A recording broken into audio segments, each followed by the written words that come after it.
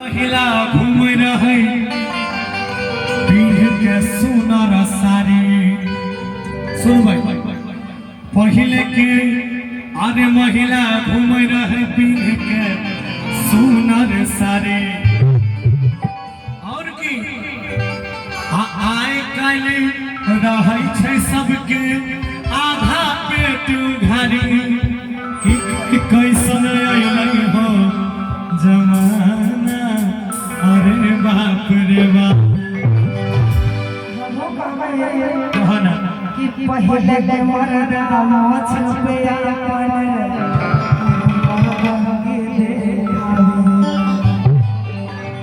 पहले के मरदा माछ पे अपन मरदा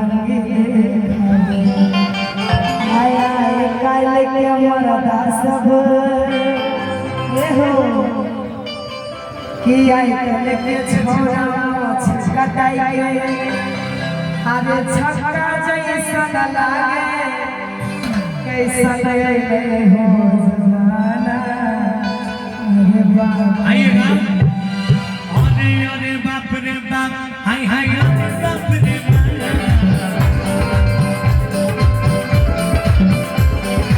अरे बाप रे बाप, हाय हाय अरे बाप रे बाप। मोगी का नहीं माना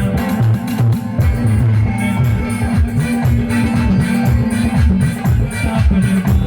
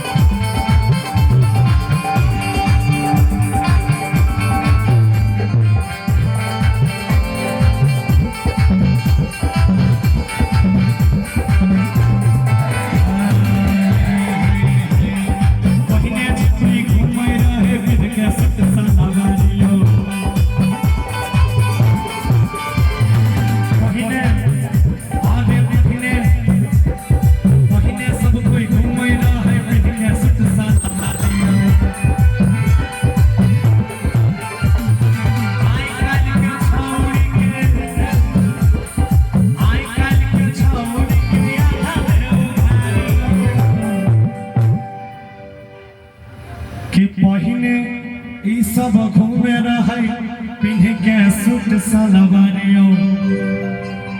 आइ काल के की हो सकता है? आप जरा मंच पे आके सुनिए कितना ज्यादा गूंजता है, लगता है कि फाड़ देगा।